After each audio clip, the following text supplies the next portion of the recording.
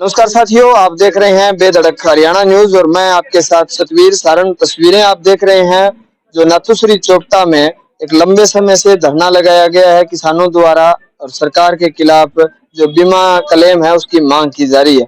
ये धरना लंबे दौर में पहुंच चुका है और यहाँ तमाम भिन्न भिन्न पार्टियों के लोग समर्थन करने आ रहे हैं। उसी बीच अगर आज बात करें तो कालांवाली के विधायक हैं शिषपाल जी कैरवाला और उनके साथ राजकुमार जी शर्मा सिरसा से हैं, सुमित बेनीवाल हैं, इलाहाबाद से कांग्रेस के युवा नेता हैं, पूर्व विधायक भरत सिंह बेनीवाल के पुत्र हैं। तो तमाम कांग्रेस की अगर हम कहें तो सिरसा की तमाम कांग्रेस के साथी हैं वो यहाँ धरने पे आए हैं और आज हरियाणा प्रदेश के जो हालात हैं उस पर विधायक जी से चर्चाएं करेंगे।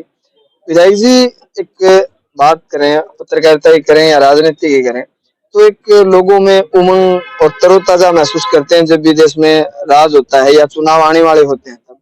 और जिस तरह की अब हरियाणा प्रदेश में मायूसी है राज को लेकर, क्या मायने रखते हैं? क्योंकि सरकार से लोग संतुष्ट क्यों नहीं हो पाए? क्योंकि आप तो विधानसभा जाते हैं, चर्चाएं सुनते हैं, सारी बातें बाहर नहीं आती हैं।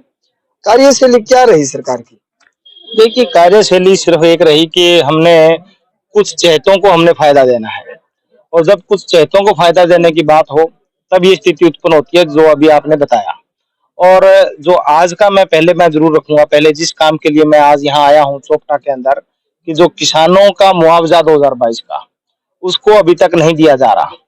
सीएचसी सेंटर्स के अंदर जो हमारे 4000 से भी ज्यादा किसानों की है वो एंट्री नहीं हुई।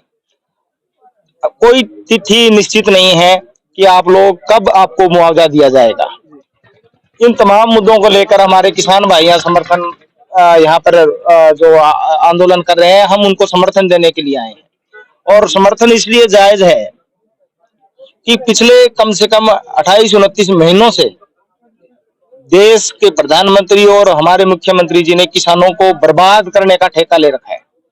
बिना धरने के कोई भी सुनवाई वो नहीं करते, बिना लड़ाई के, बिना जंग के उनको उनका सही हक, एक भी हक देने को वो तैयार नहीं है। इसलिए आज ये धरने की स्थिति आई है और इसी में आज हम इनको समर्थन देने के लिए आए हैं।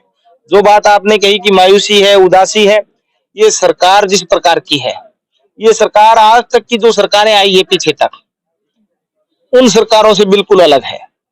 मैं ये कहूंगा कि मैंने अभी बताया जैसे कि ये धर्म की अफीम खिलाकर लोगों से वोट ले लिए, अब जब उनके कामों की बात है, उनके हकों की बात है, तो उस पर वो मूक बने हुए हैं। और वो ये कमी क्यों है? क्योंकि कोई एक्सपीरियंस नहीं है उनको, ना उनका तजुर्बा है, ना वो जानते हैं। इनके ऊपर आरएसएस है, वो अपना राज चला रही है, ये तो सिर्फ मुखौटे हैं। इसलिए ये टोटल सारी स्थिति है। एक दौर था जब खिलाड़ी मेडल लेके आते थे तो लोग, हर आदमी, आपने भी बधाइयां दी होंगी, हमने भी दी हैं, सब चाहता था कि हमारे देश का नाम बड़ा हुआ है और हमारी बेटियां हैं, बेटे हैं, वो गोल्ड लेके आ रहे हैं और उनको बड़े इनाम सम्मान सरकारों की तरफ से दिए जा रहे थे। जो दिल्ली में प्रकरण हुआ, जो खिलाड़ियों के साथ बर्बरता की जा रही है, आप युवा भी हैं और विधायक भी हैं, क्या मायने रखते हैं? क्या खेल इस देश से समाप्त होने जा रहा है या खिलाड़ियों के हौसले हैं उनको तोड़े जा रहे हैं? देखिए, उनको बधाइयां उस वक्त हमने भी दी, सत्ता पक्ष विपक्ष ने भी दी, और सबसे ज्यादा जिस आदमी ने बधाई दी वो नरेंद्र मोदी जी थे, जिन्होंने विनेश जी का नाम लेके बोला कि विनेश बेटा तुम बहुत अच्छा खेली और अब मैं तेरा दुख नहीं देख सकता। तमाम इस प्रकार की उन्होंने बातें की। आज नरेंद्र मोदी जी ने आंखें मूंद ली।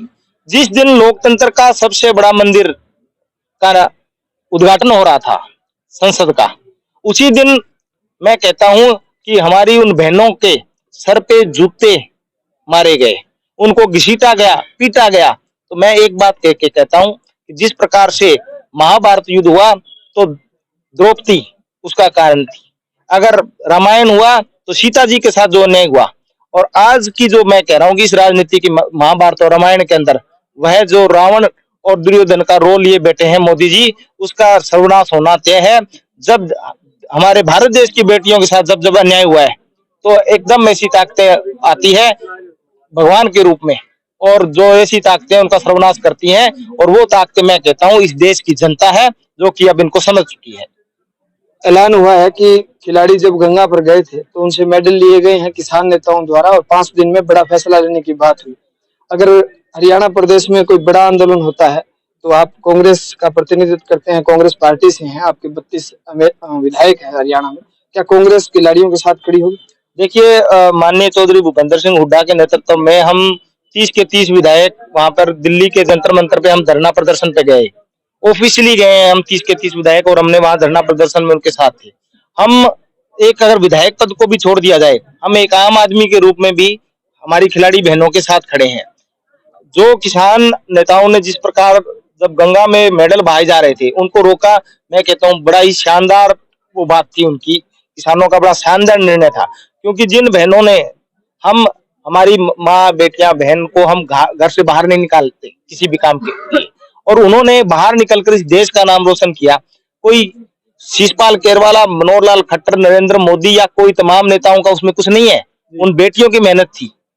और उनकी मेहनत अगर इस प्रकार से गंगा में बहाई जाती तो मैं ये कहता हूं कि वो देश की गरिमा को बहाया जाता। तो उन्होंने उसको देश की गरिमा को बचाए रखा। किसान नेताओं का मैं इसलिए बहुत बहुत धन्यवाद करता हूं। और बेटियों से भी, हमारी बहनों से भी हम आग्रह करेंगे कि आपने बड़े बड़े योद्धाओं को आपने हराया है उस पट पे। आपने बड़े बड़े जो धुरंधर है, अपने आप को कहते थे कि हम कुश्ती के महारथी हैं, उनको आप हरा के मेडल जीत के लाए हैं। तो आप इन संगियों से आपको डरने की जरूरत नहीं है, आप अवश्य जीतेंगे।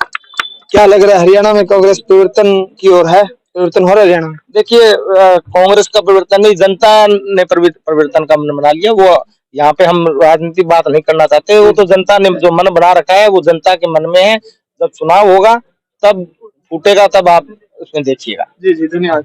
आपको बता दें कि ये तमाम कांग्रेस के जो दिग्गज नेता हैं, विधायक हैं, सुमित बेनीवाल हैं, राजकुमार शर्मा हैं, और तमाम इनकी जो टीम है यहाँ धरने पर समर्थन करने पहुंची है। राजनीतिक सवाल से दूर भागते दिखे विधायक जी, क्योंकि वो धरने पे किसानों का समर्थन करने आए हैं। ये तमाम जानकारियां आप देख रहे थे बेधड़क हरियाणा न्यूज पे। मैं आपके साथ सतवीर सारण, कैमरा सहयोगी जोनी शर्मा के साथ। धन्यवाद।